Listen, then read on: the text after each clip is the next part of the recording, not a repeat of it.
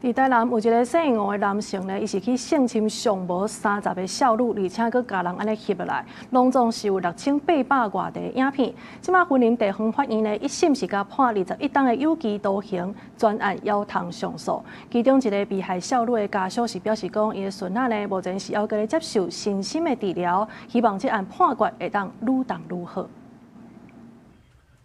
一个台南姓吴的查甫人，为2016年到2024年，用社群、交友软体等等活动，强迫30个查某囡仔骗因染疫，佮甲因侮辱。云林地方法院一审判21档有期徒刑，专案还可以当上诉。被告算是坦诚犯行但是我们有考量到本案的这个被害人人数高达30人那犯罪时间非常长，而且被告的行为还拍摄了非常多的私密的性影像那我想这个对于整个被害人来说，身心的发展影响非常大。 合议庭认为，这个被害人足侪拢是14到16岁青少女，身心也未发育成熟，被告利用付费染疫来甲因成，佮甲因侵害，这款行为伫咧刑度是袂当放任，所以一审判重刑。有被害者的家属就讲，希望判愈重愈好。我们是觉得如果可以，